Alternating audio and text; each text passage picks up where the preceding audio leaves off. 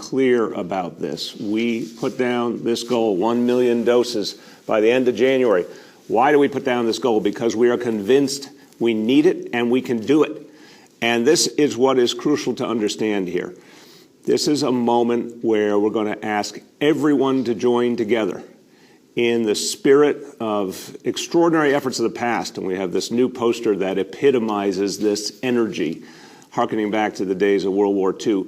We're going to ask all New Yorkers to be part of this effort. Every city agency, every hospital, every part of our society has to pull together to make these million vaccinations happen by the end of January and then much, much more beyond.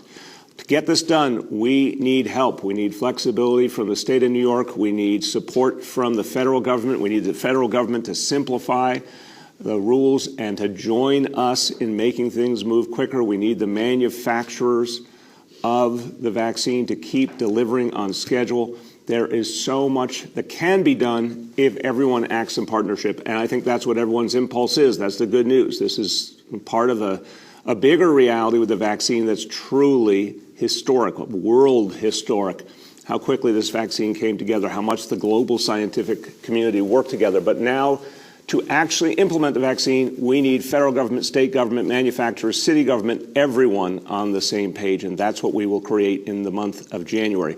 We need to move quickly. We need to move urgently. Now, look, I want us to immediately get to work expanding the number of people, the kind of people who can get the vaccine. I want, in the month of January, in the next few weeks, I want to see us start to vaccinate educators and school staff. I want to see us vaccinate first responders of all kinds, cops, firefighters, across the spectrum. We're focused right now on our healthcare heroes. We're focused on nursing homes.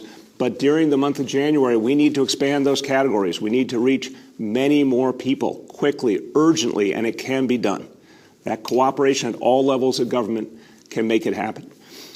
There's going to be concern that this is such a crucial and important moment. Can it be done? I know I'm going to get those questions today. Let me remind everyone of what we just did together in 2020 when this disease hit and we didn't have the testing capacity and this city was thrown back on our heels.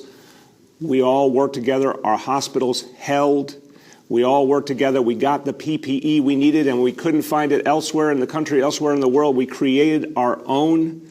We all held together. We created the biggest test and trace corps in the United States of America. We all held together. We opened our schools when almost no other major city in America even dared to. We have a track record in New York City during this crisis that we take on big goals and we make it happen. So you're going to see an intensive speed up in the month of January and then, of course, beyond. But we're going to need everyone pulling together to achieve that outcome. Now, we want to make sure that New York City gets our fair share of doses. And as we expand, as we give more and more doses, we need to make sure that the federal government keeps allotting for us the amount that we can actually use. Some places can use more quickly, other places can't. It all depends on the infrastructure they have. It all depends on the approach. As we continue to speed up this process, we need the doses to be reserved for us. We need them to be delivered. That's something we're going to keep pushing for throughout. But what we do know, and this is progress, that as of today, more categories of individuals have been approved by the state of New York for vaccination. That's good news, and I thank the state for that. We want to keep expanding those categories. The more people that we can reach quickly, the better. The more options we have to spread out the effort and make sure the vaccinations happen where they're most possible, the better off we will be. Remember, every single additional person who gets vaccinated, one more step towards defeating the coronavirus. We're going to be doing a variety of things to expand sites where we will have, through our Department of Health, pop-up sites that will be focused on healthcare workers. We're going to have sites created by health and hospitals, our public health system. We're going to have vaccine hubs created, and 3 of them will be open on Sunday. And this is the shape of things to come. You're going to see a lot more like this. using public school buildings as hubs for a larger community. So in Brooklyn at the Bushwick Educational Campus, Queens at Hillcrest High School, the Bronx at South Bronx Educational Campus.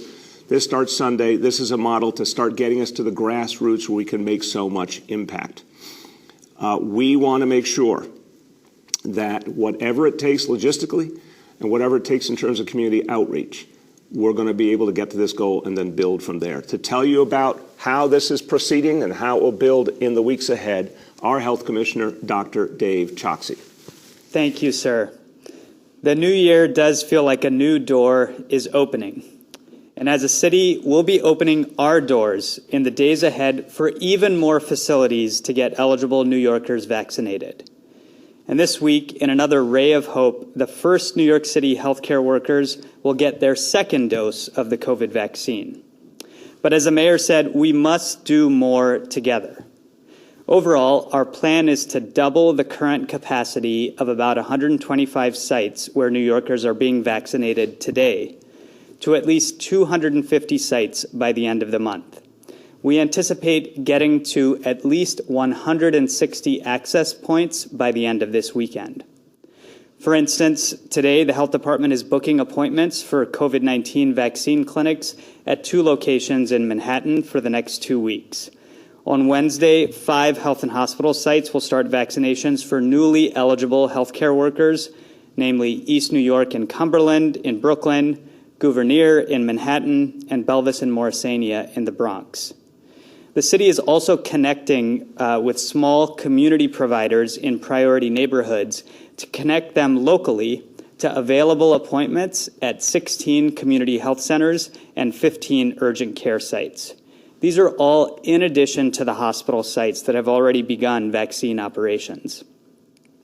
At these new sites, we'll be ready to welcome newly eligible individuals, such as unaffiliated healthcare providers who don't have employer-based access to vaccines. These include not just nurses and doctors, but also phlebotomists, dentists, physical therapists, coroners, funeral workers, and staff at specialty clinics like dialysis centers. If you are one of those unaffiliated providers, you can find out how to get vaccinated by visiting nyc.gov/COVID vaccine. Working through this weekend, we've also moved up the timeline for our city vaccine hubs, which will launch this coming weekend with 3 sites that have the capacity for thousands of vaccinations, ramping up over the following week. Health department staff, other city staff, and the Medical Reserve Corps will operate the site, and we are ready to roll up our sleeves so that New Yorkers can roll up theirs for the shot. Now, last week, you heard us set a bold goal for the end of January. This requires many factors to line up for it to be possible, including more flexible eligibility guidance, a consistent supply of the vaccine, and a quickened pace from private providers. We must do more together. As we continue to vaccinate healthcare workers and nursing home residents, New York City would also like to begin vaccinating our seniors, namely those over 75. The sooner we can get them protected, the sooner we will save lives. We also need the federal government to pick up the pace of vaccination through its programs like the nursing home program operated by CVS and Walgreens. Just as I've asked of our hospitals, we need them working 7 days a week and on holidays, which I should point out they did not do this past weekend. We all need these bold goals and to pull out all the stops in order to reach them. I know it won't be easy for us or anyone else. I know that this is going to be an intense month as we scale up capacity to meet both eligibility and supply, even as we continue fighting back the second wave. We also want to make sure that New Yorkers can get their questions answered about who is eligible and other natural questions like what kind of screening is required and how to book an appointment. You can do that by visiting our website, nyc.gov/COVID vaccine. And of course, we'll be back here as well to share what we know with you, the media, so that New Yorkers get the latest on where to go and what to do to get vaccinated. Thank you. Thank you very much, Dr. Choksi. And everyone, let me make a couple points really clear what Dr. Choksi is saying. First of all, to everyone, to all our partners, this has got to be a 7-day-a-week, 24/7 reality going forward.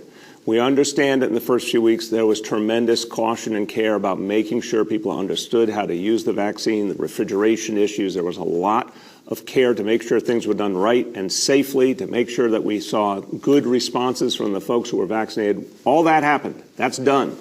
Now, from this point on, 7 days a week, 24/7 has to be the attitude and the approach. We're going to do that in the public sector. We need our private sector partners to do the same.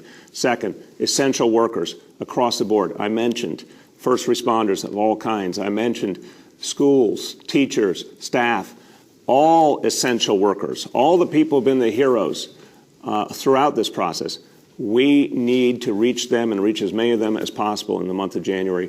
We need that flexibility in the rules to allow us to do that. We're ready to keep expanding outward.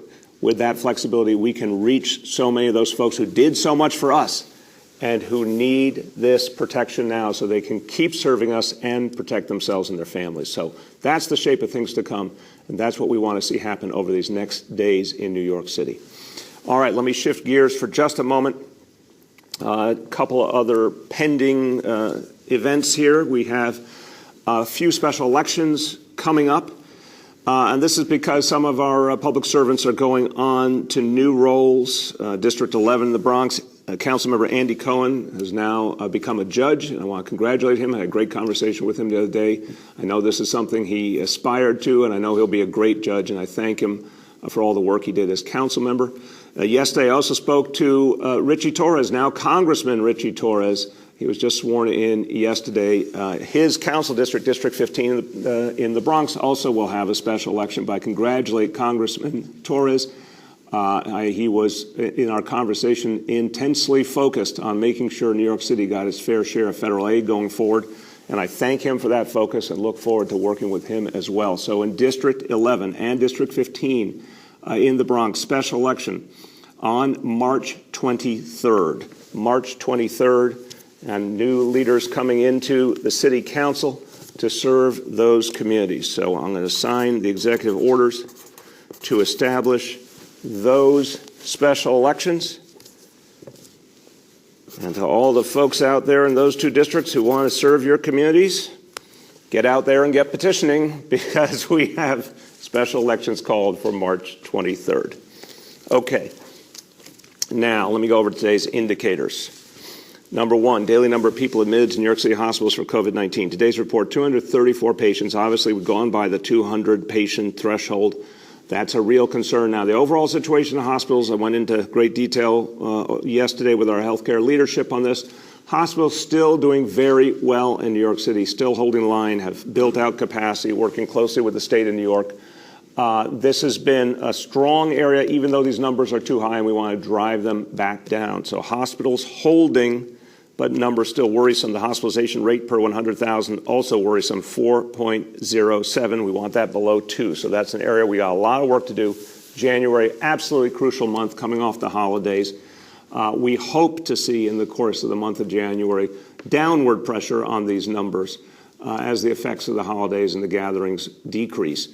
We also obviously hope to see downward pressure as more and more people get vaccinated. But these numbers are still too high, obviously. And the same for number two, daily number of cases.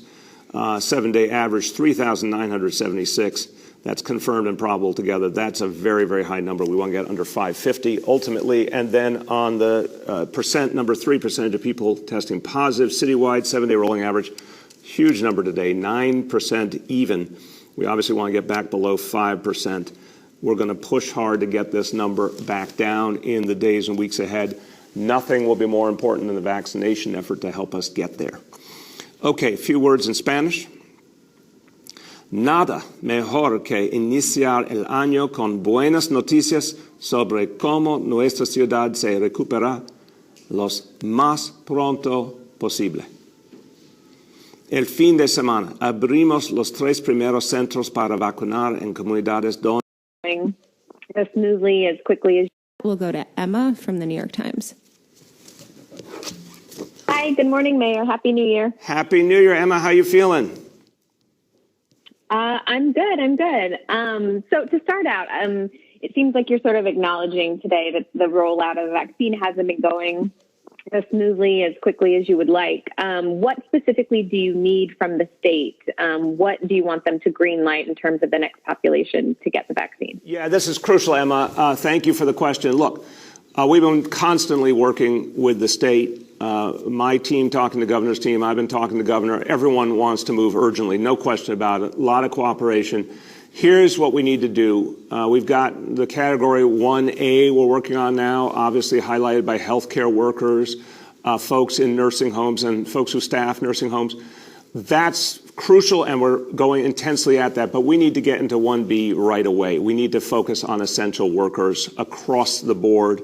Like I said, a whole range of first responders. Obviously, EMTs, paramedics have been crucial already. We got to go farther. Police, fire, first responders across the board, correction officers. We've got to get into teachers, school staff, the whole range of folks who are there at the front line, all those essential workers who have been serving us, including folks in grocery stores, other essential workers who have been a crucial part of this. We need to start moving into as many of those categories as possible in the next few weeks. And having that flexibility is going to allow us to speed up our effort. The more places we can go, the more options, the more we can make the logistics match up. Again, I want to go 24/7 with this, 7 days a week, obviously.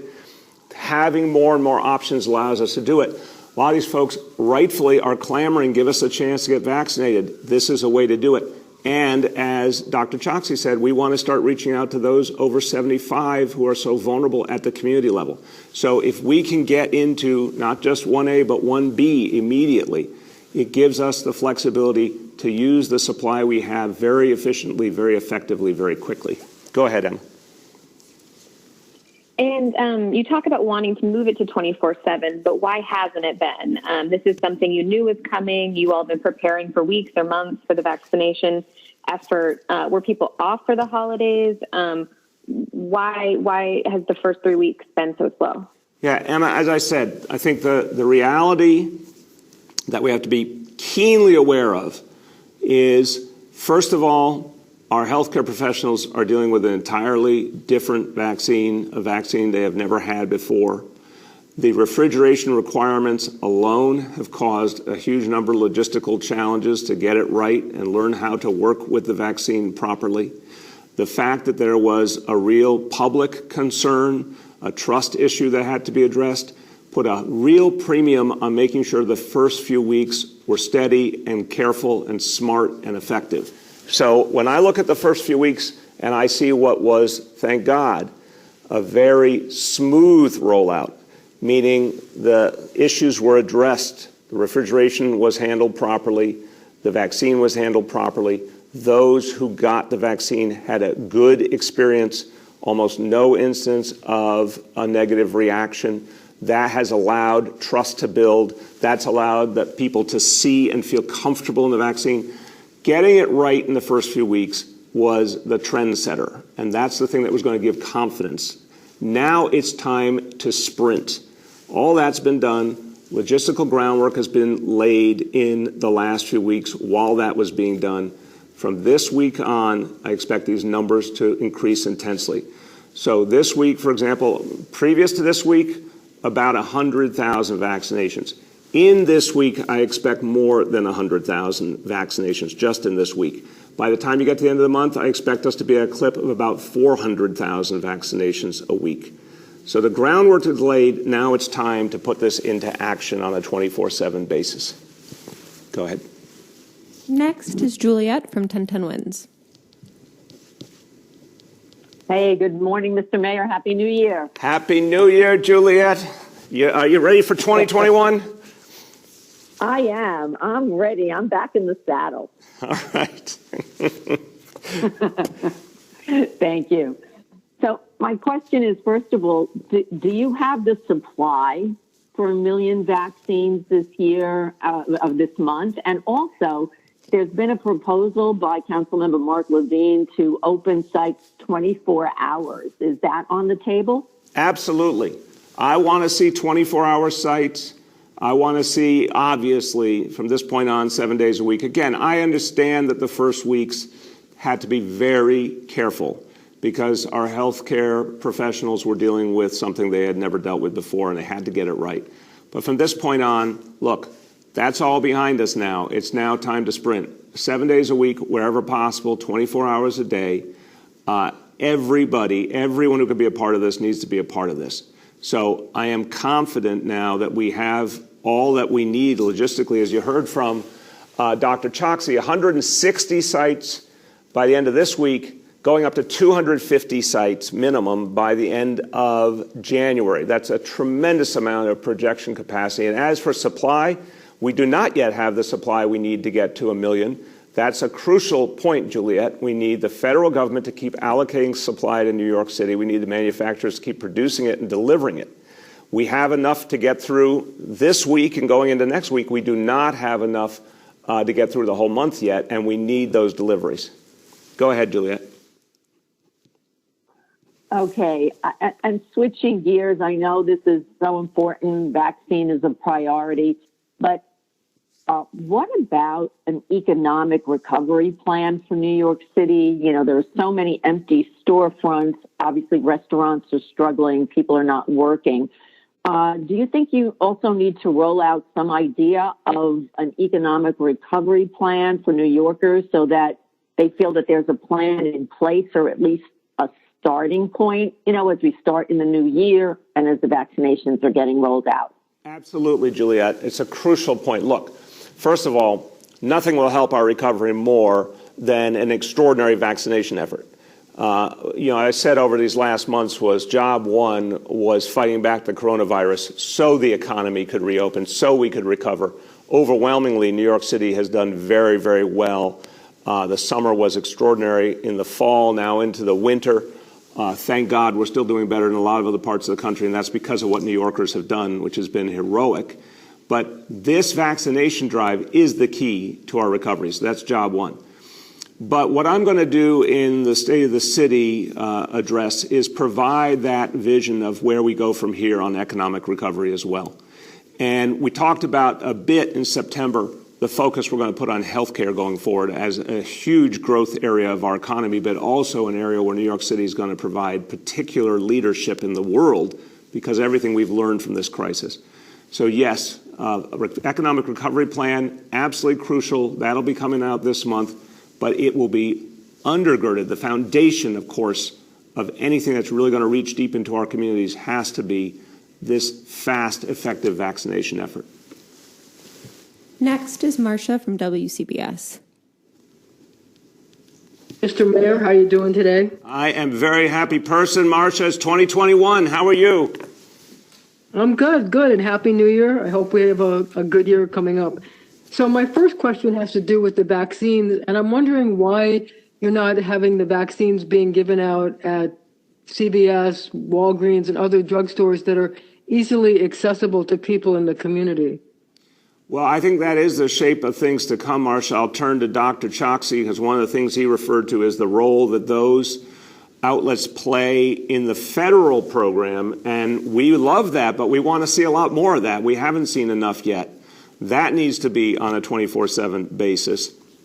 But over time, the vision is to go deeper and deeper to the grassroots, have more and more partners participating, especially as we're trying to reach in the community level seniors and folks with pre-existing conditions. So, Dr. Choksi, if you could reiterate the concern about the federal program and then go into the role you see those pharmacies playing going forward. Thank you very much for the question, and that's exactly right. We expect pharmacies to be a pillar of our vaccination efforts. With respect to the federal program that the mayor referred to, the federal government is contracted with CVS and Walgreens to roll out vaccination in nursing homes. We want the pace of that vaccination to accelerate rapidly because we know how life-saving it is for as many people in nursing homes to get vaccinated as quickly as possible.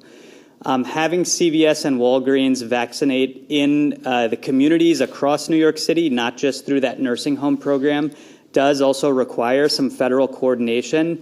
And we have been very aggressive in petitioning for New York City to be the very first place where that will be activated, which I expect will happen as soon as next week.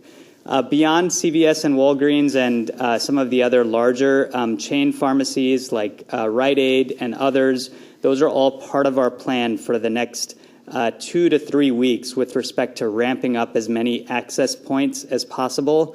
And I will make note that another very important piece of it is those independent pharmacies that exist in communities, particularly in the priority neighborhoods, which will be very important to extend the reach of access to vaccination. Thank you, Dr. Choksi. I want to amplify that point. Independent pharmacies, mom and pop pharmacies in communities that in many ways depend on them even more than communities that have a lot more healthcare options available. A lot of places, the only place to turn is that independent pharmacy, and they've been there for their neighborhoods year after year, generation after generation in some cases. So I want to thank all the independent pharmacists, all the folks who work in independent pharmacies.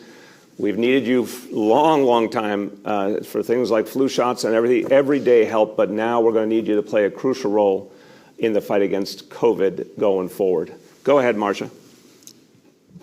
So my second question, Mr. Mayor, is sort of switching gears. Many schools decided to keep students learning remotely until after Martin Luther King weekend, giving families time to quarantine after the holiday break if needed, before returning to in-person learning. I'm wondering what went into the decision here to send New York City public school students back into the classroom today instead of waiting 2 more weeks? We're confident based on the standards we put in place. So let me just refresh everyone's memory. The holidays, of course, we've all had other better things to think about, but the testing initiative we put in place in December when schools came back, about 100,000 students, teachers, staff got tested across the entire school system, 100,000. The positivity level was 0.68%, much lower than anything we're seeing anywhere else in New York City. So the safest place to be in New York City, of course, is our public schools. We see that and we know it's working, and so we want and absolutely know our kids need to be in school. They need the benefits of in-person education. A lot of families really wanted that for their kids. So January 4th was the day we planned to come back, and we're confident that this is the right way to go. And that testing starts again today. And it will be every school, every week, to make sure everyone's safe. Go ahead. Next is Rich Lamb from WCBS Radio. Happy New Year, Mr. Mayor, and everybody on the call. Happy New Year, Rich. How you feel? Well, I've been off for a couple of weeks, so I feel good. You feel good. All right. Right. So I'm just wondering, how much resistance are you getting to the vaccine? You know, have you done any kind of a survey to find out who's willing? I mean, I've run into people from plumbers to a dentist who says, you know, they really wonder about it, and you know, they're concerned. So I'm wondering whether any kind of a survey has been done, or whether there's any experience in the field to see that people are saying no. It's such an important question, Rich. Thank you. Look. First of all, there's a lot of independent public opinion research that's been done. I think we're seeing here in New York, all over the country, is there was a lot of concern and mistrust a month or two ago, but that situation is starting to change rapidly as people are actually seeing folks get the vaccine, seeing that there's not a negative impact and that it is giving safety and protection. They're seeing what they needed to see. They needed to know it was safe. They needed to know it was effective. Obviously, really important for people to know it's being given for free. It's quick. It's easy. So folks have been seeing that with their own eyes. More and more people getting vaccinated. The word is spreading. Word of mouth. People are hearing from family, friends, neighbors. That's going to magnify and magnify. So we're quite confident. Now, that said, Rich, do I think there's going to be 10% or 20% of the population for the next few months that's going to be hesitant and not necessarily willing to be in the early wave? Yeah, of course. But that doesn't change the basic trajectory of what we're doing, because we have so many people who are ready, willing, and able that we're going to have plenty of people to give the vaccine to. And the more we give the vaccine to, the more people have a positive experience, the more people who will want it. Again, we need that flexibility to be able to have as many different people included as possible. But I don't think the quote-unquote hesitancy issue is going to stop us from achieving our goals. Go ahead, Rich. So, and I'm just wondering in regard to the possibility of you taking the vaccine as an example, or you and your family. Are you still going to, whatever it is, wait your turn, was the original phrase, or do you think you ought to move it up and do it publicly? I think it is really important for public officials to show that we wait our turn like everyone else. Again, what we're seeing more and more acceptance, more and more desire for the vaccine. So some of the hesitancy issues are starting to reduce. That's good news. But what I think is important is that people see there'll be fairness and equality in the way that the vaccine is provided. So there are folks who deserve it and need it more than me. Our first responders, our healthcare heroes, our seniors in nursing homes and the folks who work with them, all of our essential workers, and folks who are older and have pre-existing conditions. My view is the best thing to do is defer to those who need it most, and when my time comes, then I'm certainly going to be very public about it. But there's a lot of people already, starting with the president-elect, who have shown folks in this whole city, this whole country, that it's safe. I think that message is being sent, loud and clear. Next is Juan Manuel from New York 1. Good morning, Mr. Mayor, and Happy New Year. Feliz Año Nuevo, Juan Manuel. Muchas gracias. Feliz Año Nuevo. I want to start with just a clarification because you talked about how by the end of January you want 1 million vaccinations, and I'm guessing that means 500,000 New Yorkers vaccinated by the end of the month. But my question is, now that we have the silver bullet, given the importance of vaccination, are you planning on including number of vaccines in the city's possession at any given time and the number of doses distributed in your daily indicators? Yeah, I want everyone to understand exactly how this is progressing, Juan Manuel. And I want folks to understand the speed with which the increase is going to happen. That you're going to see, again, about 160 sites by the end of this week, going up to 250 sites. You're going to see this week at least 100,000 or so doses given, going up to the end of the week, end of the month, closer to 400,000 per week. So we want to show that trajectory. What the concern is now, which is a very honest and real concern, use every dose we have. I want to see that happen immediately, but I want to tell people what we're going to be talking about in a few weeks is not that. In a few weeks, we're going to be talking about where's our supply, where's the next supply coming from. We need the federal government to keep up with us. We need the manufacturers to keep up with us. That's the concern later in January. Will they be able to meet our demand? So we definitely want to show those numbers and show everyone how it progresses in the course of the month. Go ahead. And just again, the 500,000 vaccinations or people, if you can clarify that. And will lower priority New Yorkers have earlier access to the vaccine if higher priority New Yorkers refuse to get vaccinated? Is there a system in place for that? Because a lot of New Yorkers are already asking, after 3 weeks of the vaccine being here in New York City, when is my turn coming? Yeah. And again, 3 weeks is a very brief period of time when our healthcare professionals are dealing with a brand new vaccine and making sure that they know how to use it properly, they know how to store it properly, that they understand that it can be used safely and they're doing it through real experience. That was a very, very important period of time to get everything right for now what will be an intensive push. But to your points, look, one, yes, we'll be giving second doses to our healthcare heroes and all folks who are appropriate in that first category will continue to get second doses as we can do that. First doses for everyone else. We're going to be moving both those efforts simultaneously, and that makes all the sense in the world. The first dose gives you about 50% protection. The second dose, almost 100% protection.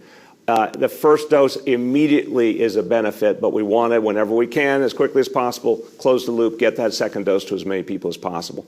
But in terms of categories of people, this is why we want the flexibility to have category 1A and 1B both authorized so we can move simultaneously wherever is the most effective, efficient place to go. If you think about a 7-day-a-week, 24/7 effort, it might be that, for example, on an overnight shift with our first responders is a great time to get people done who are right now in Category 1B and we're not allowed legally to give the vaccine to. I want to give them the vaccine right away. When I have that authorization, we can be doing that on overnight shifts as a way to be very, very efficient. So there's lots more we can do if we have both those categories approved. Go ahead. Next is Sean from the Daily News.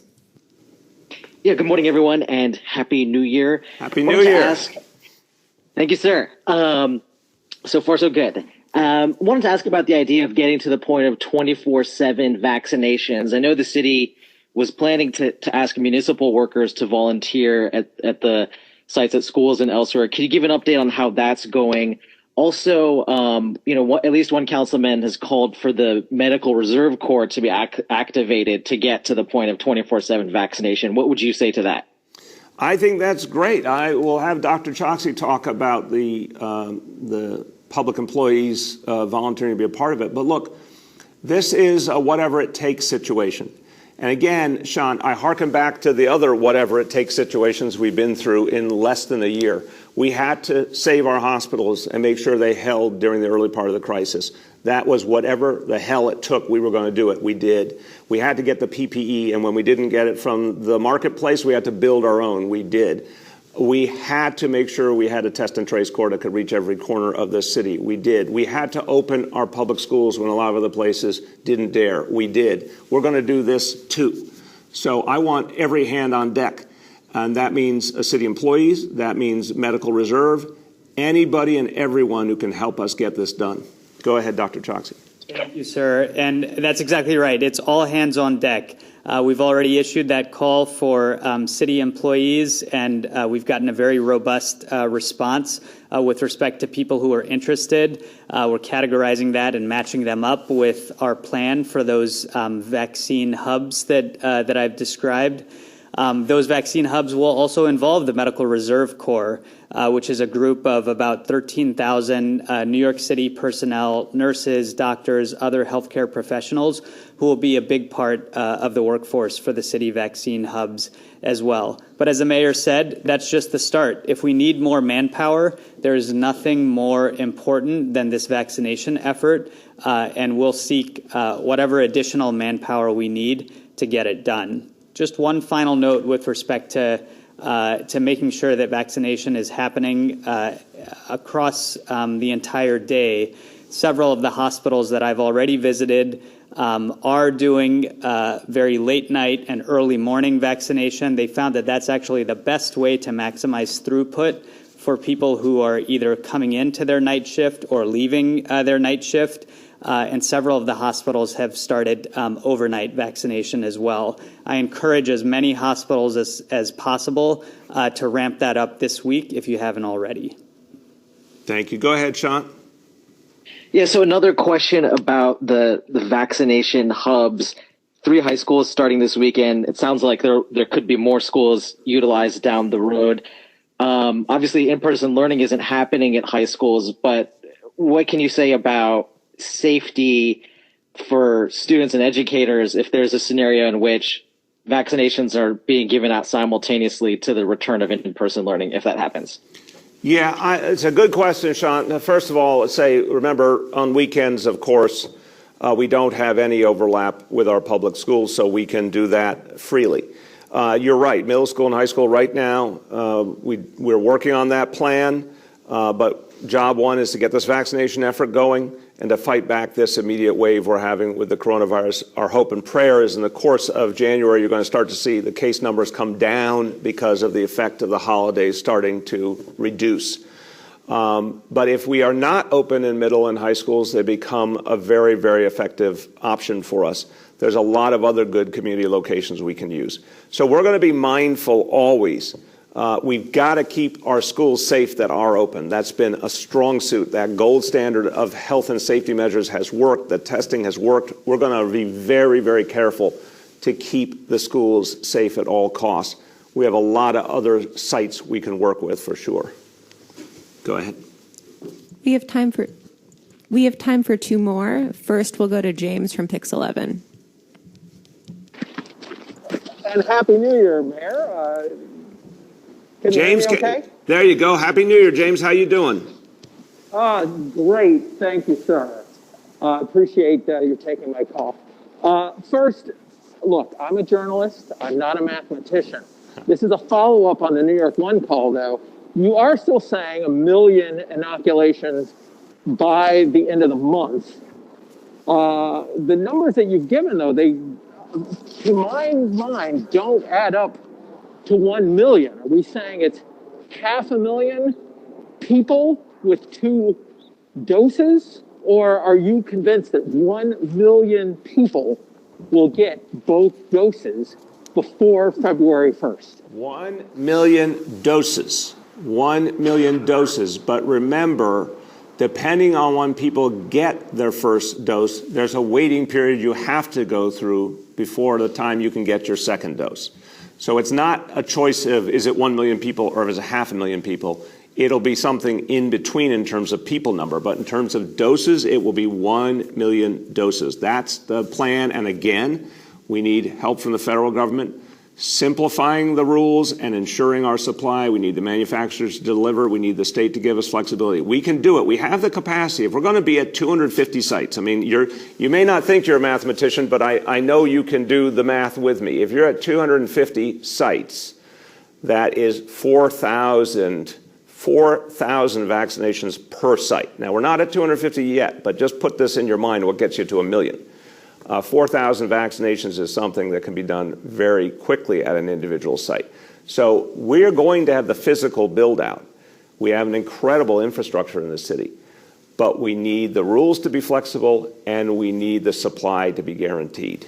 Go ahead, James. And then a second question. This is for my colleague, Narmeen Chaudhry. The Pier 76 tow garage. Can you talk more about what the status is regarding towing of vehicles in Manhattan going forward? Is that just not going to be happening for some time? No, there will be towing, but not to that location after January. So we came to an agreement with the state of New York. We will be out of that tow pound in Hudson River Park. We'll be out of it during the month of January. We're going to go to an alternative city-owned site.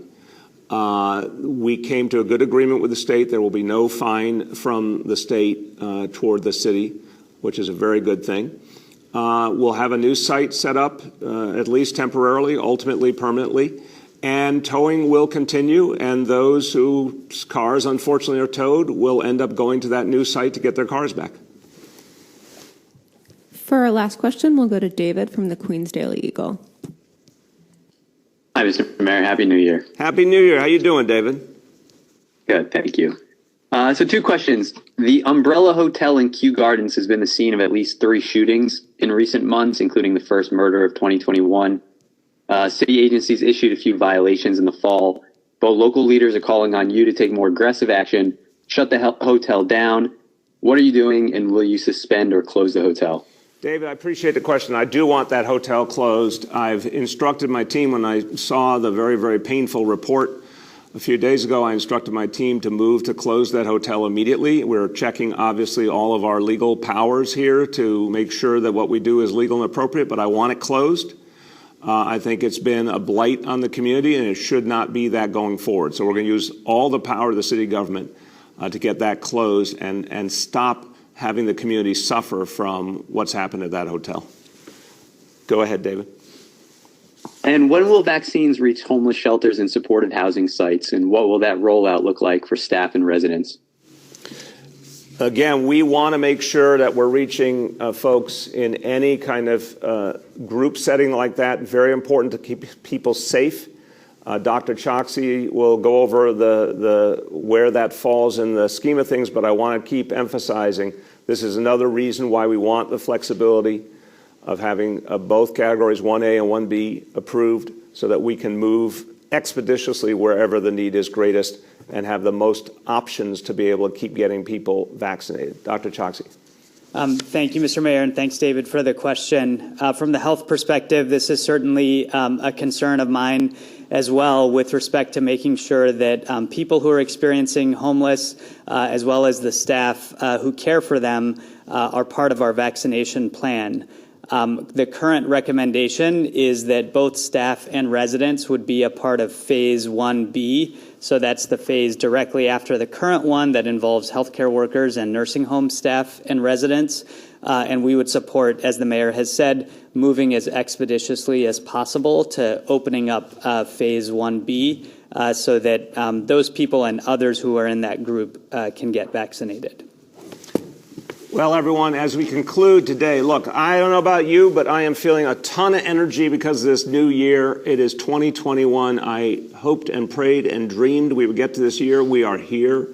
We now have a lot of momentum. We in New York City are going to do amazing things in 2021. And we're going to defeat the coronavirus, starting with the biggest vaccination effort in the history of New York City. And that goes into full gear right now. So this is a chance for us to protect people. It's a chance for us to start our recovery. It's a chance for us to show the world just how good New York City is. And we're going to remind people once again why this is a very, very special place. And that's going to be why our recovery happens as well, because the magic in New York City, once people are reminded, they will once again gravitate here, support us, invest in us. We will build, we will rebuild. It all starts now. So 2021 is going to be an amazing year. Let's show what New York City can do. Thank you, everyone.